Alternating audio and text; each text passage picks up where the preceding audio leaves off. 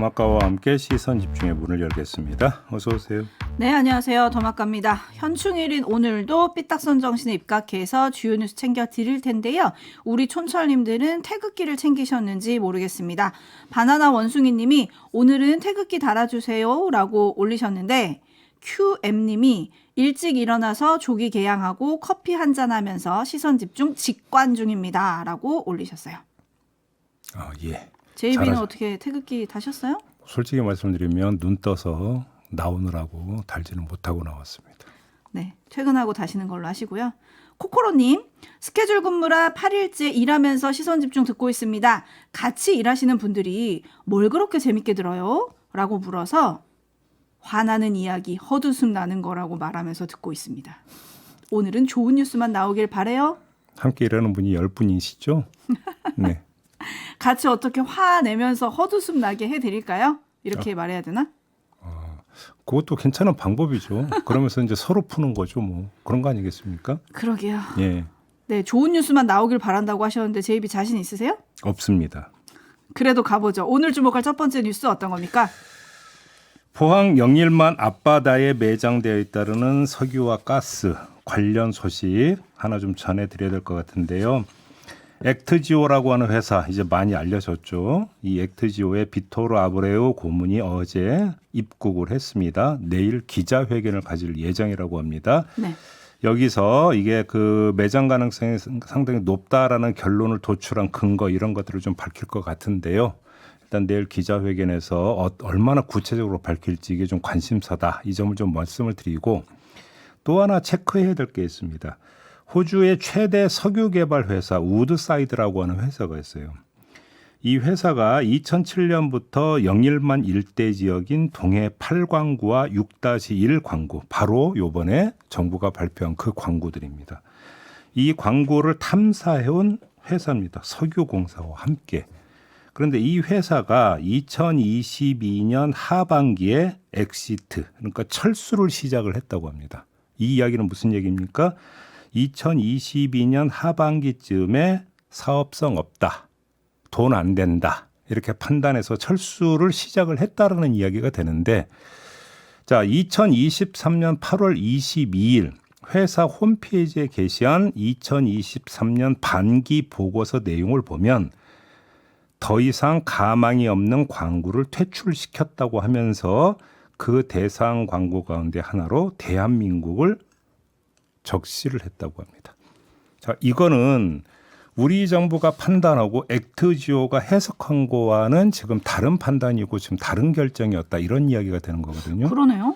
그러면 도대체 우드사이드는 무엇을 보고 이렇게 정반대의 결정을 내렸느냐. 이게 지금 교차 검증이 좀 돼야 되는 문제가 된다는 겁니다.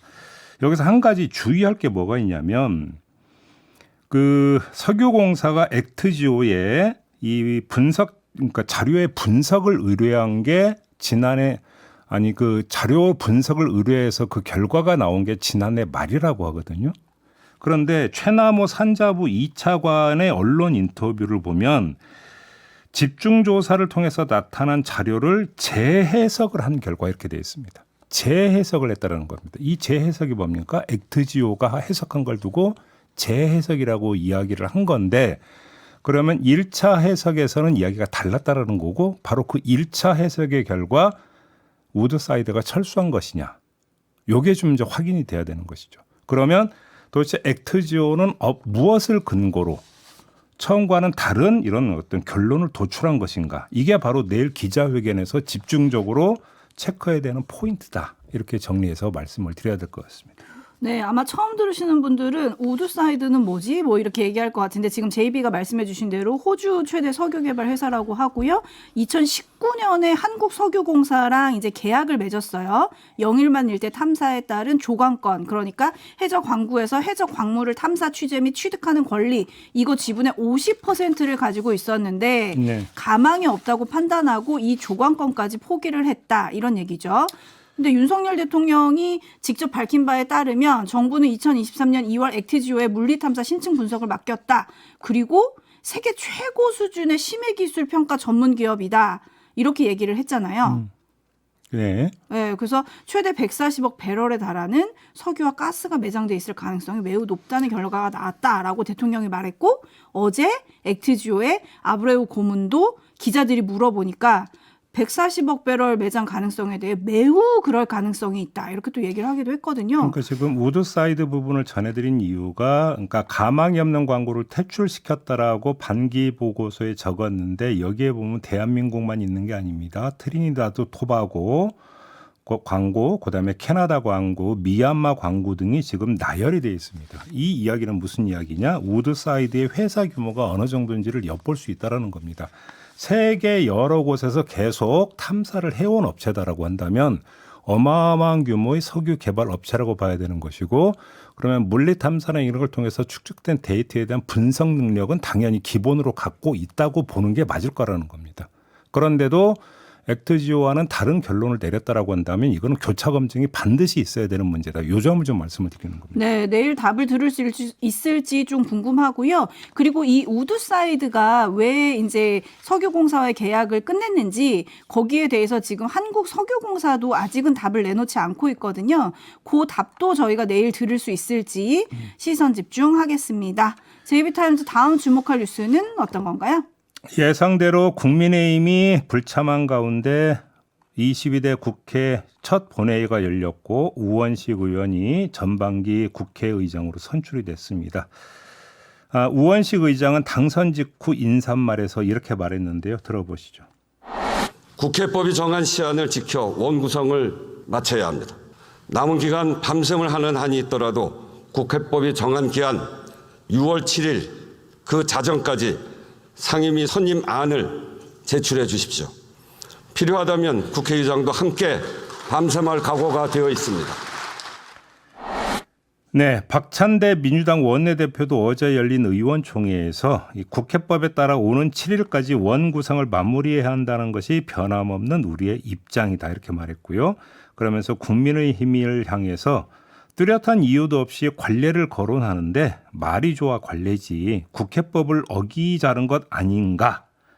대화와 타협을 말하는데 국회법이야말로 대화와 타협의 산물인 만큼 여야가 합의로 만든 국회법부터 지키시길 바란다. 이렇게 촉구를 했습니다. 자, 우원식 의장과 박찬대 원내대표의 말을 종합을 하면 원구성의 그림이 대충 나온다. 이렇게 말씀드려야 될 것 같습니다. 법정 시한이 7일에 완료한다. 뭐 이런 그림인가요? 7일은 아닐 수도 있을 것 같습니다. 우원식 의장의 말을 다시 한번 잘 들어보세요. 7일 자정까지 상임위 선임안을 제출해 달라고 했습니다. 이 말인즉슨 7일엔 상임위 배정 그리고 상임위원장 선출이 완료가 되지 않는다라는 이야기가 됩니다. 8일이라면 모를까. 근데 또 8일은 토요일입니다. 그래서 지금 두 개의 시나리오가 나오더라고요. 8일 새벽에 일단 상임위 구성하는 방안 아니면 다음 주로 넘겨서 10일에 하는 방안. 요 두 가지 시나리오가 나오고 있는데 뭐가 되든지 간에 그렇게 오래 걸리지 않을 것은 거의 분명하다. 이렇게 정리를 해야 될 것 같습니다. 네, 민주당 박성주 원내수석 부대표가 말한 거를 보면은 뭐 의장이 7일 밤 12시까지 명단을 받은 뒤에 8일과 9일이 휴일인 점을 감안을 하면 월요일 그러니까 10일이 되잖아요. 네. 10일 본회의가 열릴 가능성이 크다 이렇게 얘기를 하긴 했더라고요. 어떻게 될지 좀 지켜보고요. 우원식 의장이 대통령의 거부권 행사에 대해서도 한마디 했죠? 그렇습니다. 직접 들어보시죠. 국회가 의결한 법률이 헌법에 위반하거나 대통령의 헌법적 책무를 제약하는 등의 사유가 아니라면 제2요구권 행사는 신중해야 합니다. 특히 국민의 기본권을 해치는 제2요구권 행사는 상권 분립을 훼손하고 헌법을 이탈하는 것임을 분명히 밝혀둡니다. 네, 민주당이 뭐 최상병 특검법, 김건희 특검법 등등과 방송 3법 등의 입법에 속도를 낼 것이고 윤석열 대통령이 또 거부권을 행사할 것이라는 게 거의 이제 주제 사실 아니겠습니까? 누구나 다 그렇게 예상을 하고 있는데요. 자, 여기에 다른 장면 하나를 좀 추가하게 생겼습니다. 대통령이 거부권을 행사한 다음에 국회의장이 그것을 비판 내지 성토하는 장면이 앞으로 연출될 가능성이 있다. 이 점을 좀 봐야 될 것 같습니다. 이러면 입법부 대 행정부의 대립을 넘어서 입법부 수장 대 행정부 수장 간의 대립이 연출이 된다. 이런 이야기가 되는 거 아니겠습니까? 이건 예전에 보지 못했던 새로운 장면이다. 이 점을 하나로 좀 말씀을 드리고 또 하나 우원식 의장은 새로운 합의에 이르지 못하면 이미 정해진 기준을 따라야 한다. 이것이 22대 국회가 이전과는 달라져야 할 첫 번째 모습이다. 이렇게 말했습니다. 관련해서 국회의장과 국민의힘 간의 이 관계도 주목거리가 되는 건데 지금까지의 장면은 주로 어땠습니까? 의장이 중재하다가 안 되면 어느 시점에 의안을 상정해서 처리하고 그러면 이에 반발한 정당이 한마디 불평을 내비치고 그냥 넘어가는 이런 수순이 지금까지 흔히 나왔던 장면인데 이 수준을 넘어선 다른 가능성 이게 있다라는 건데요. 의장과 국민의힘이 정면 충돌하는 양상이 빚어질 수도 있다라는 겁니다. 이 신종 갈등 양상이 어떻게 관리될 것이냐 이것도 앞으로 지켜봐야 될 중요한 포인트다. 이 말씀을 드리겠습니다. 근데 만약에 의장이 그렇게 한다면 또 정치적 중립성 논란을 지적을 하겠죠, 여당에서는? 근데 우원식 의장은 국회법에 규정이 되어 있는 국회의장의 권한을 발동한 것이다. 이렇게 이야기를 하겠죠. 그럼 네. 또 하나의 갈등. 왜냐하면 국회의장의 권한에는 직권상정 권한이 있거든요. 아하. 지금 그걸 말씀을 드리는 거 아니겠습니까? 네. 제이비가 얘기해 주신 대로 지금 여당에서는 이런 얘기가 나옵니다. 어제 황우여 국민의힘 비대위원장이 이렇게 말했더라고요. 만약 지금 야당이 다수당이 돼서 국회법제사법위원회를 갖고 계속 입법을 강행하고 입법 독재가 진행이 된다면 수백 건의 거부권이 행사될 거다. 네. 일종의 경고인데요. 여기에 더해서 앞으로 일어날 일을 지금 제이비가 주목할 포인트로 짚어주신 거예요. 어떻게 네. 될지 좀 궁금합니다. 정철우 님이 의원님들 일 좀 합시다. 국제적으로 아주 중요한 시점에 우리나라만 손 놓고 있으면 안 돼요. 라고 해주셨는데 네. 여당의 입장이 좀 궁금합니다. 원구성 관련해서요. 그래서 잠시 후에 배준영 국민의힘 원내수석 부대표와 인터뷰가 예정돼 있습니다. 시선 집중해 주시고요. 제이비타임즈 다음 주목할 뉴스는 어떤 건가요? 검찰이 명품백 수수 사건과 관련해 김건희 여사를 소환 조사하기로 결정을 했고 소환의 형식은 공개로 하기로 했다고 JTBC가 어제 보도를 했어요. 검찰 관계자가 JTBC 기자에게 비공개로 소환하면 특혜 논란이 불거질 수 있다 이렇게 말을 했다라는 건데요. 하지만 서울중앙지검은 부인을 하고 나섰습니다. 현재까지 정해진 것이 없다 이렇게 부인을 했는데요. 자, 현재까지라고 하는데 밑줄을 한번 그어봅시다. 지금 당장 바로 뭐 오늘 내일 김건희 여사를 소환할 것 같지는 않습니다. 왜 그러냐면 김건희 여사를 소환하기 위해서는 그 전에 먼저 소환해서 조사해야 되는 사람들이 있습니다. 용산의 관계자들. 근데 아직 이 사람들 소환했다는 얘기는 없거든요. 따라서 바로 오늘 내일 중으로 뭐 소환이 이루어질 것이다. 이런 이야기 같지는 않습니다. 이렇게 놓고 본다면 검찰 관계자의 발언도 지극히 원론적인 발언으로 해석할 여지는 충분히 있습니다. 만약에 소환을 한다면 이라고 하는 차원에서 이야기한 것으로. 왜 그러냐면 김건희 여사도 공인 아니겠습니까? 근데 공인을 비공개로 출석시킨다? 이건 좀 뭔가 아니지 않는가라는 원론적 발언을 확대 해석한 측면이 없지 않다고도 볼 수 있겠지요. 근데 그 진실은 알 수 없는 거고요. 다만 중요한 것은 저는 시점인 것 같은데 오늘 내일 당장 김건희 여사를 소환하지는 않겠지만 언젠가는 소환이 불가피한 거는 누구나 다 이야기하고 있는 부분 아니겠습니까? 그러면 그 시점이 언제쯤이 될 것인가 지금 이걸 봐야 되는 것인데. 네, 그게 전망을 할 수 있습니까? 아니 그러니까 여기서 전망의 근거가 하나가 있어요. 그게 뭔지 아십니까? 뭐예요? 이원석 검찰총장입니다. 이원석 검찰총장의 임기는 9월에 끝납니다. 그런데 이원석 검찰총장은 배경이 무엇이든지 간에 공개적으로 김건희 여사 건에 대해서 계속 발언을 해오고 있습니다. 그러면 이원석 검찰총장의 그동안의 어떤 언행에 기초해서 본다면 자신이 퇴임하기 전에 이 건을 마무리하는 게 사실상 맞습니다. 그렇지 않겠습니까? 이렇게 놓고 본다면 어떻게 해야 되는 것이냐? 그래서 지금 8월 소환설이 나오고 있다는 것입니다. 8월. 네. 늦어도 8월에는 김건희 여사를 소환하고 소환을 한다면 명품백 건만 가지고 신문하는 게 아니라 도이치 건까지 그냥 한 번에 원샷으로 하고 최종 정리를 해서 기소든 불기소든 결정을 내리고 이원석 총장이 퇴임하는 이런 시나리오 외에는 다른 가능성은 없다고 보는 거고요. 그렇게 시간적으로 놓고 본다면 8월이 그 시점이 될 가능성이 있다라는 이야기가 나오고 있는데 만약에 이렇게 되어버린다면 또 뭐하고 맞물릴 가능성이 있냐면 김건희 특검법 국회 처리와 맞물릴 가능성이 있다는 겁니다. 그것이 국회 본회의에서 표결 시점이 될지 윤석열 대통령의 거부권 행사 시점이 될지 그건 모르겠으나 시기적으로 맞물려 들어갈 가능성이 있다는 겁니다. 그러면 정말로 8월에 검찰이 결론을 내린다라면 김건희 특검법에 그것은 불을 붙이는 것일 수도 있고 물이 될 수도 있는 것이죠. 그거는 무엇이 그 불이냐 물이냐를 가르겠습니까? 수사 결과와 수사 결론에 따른 기소 여부 이게 되겠지요. 토토로님이 8월이면 도이치모터스 권오수 재판 판결도 있지 않나요? 바로 라고? 그 점입니다. 그러니까 지금 그 수사팀은 2심 판결까지 보고 결론을 내리겠다 요 얘기는 나왔거든요. 근데 2심 판결이 여름에 나온다라는 이야기는 이미 전해졌습니다. 그러니까 이게 또 8월설에 또 하나 8월설이 나오는 또 하나 이유가 되는 것이죠. 그게. 네, 과연 소환이 될지 지금 많은 분들이 주목하고 계신데요. 제가 쏠게요님은 저는 여유 있게 보고 있습니다.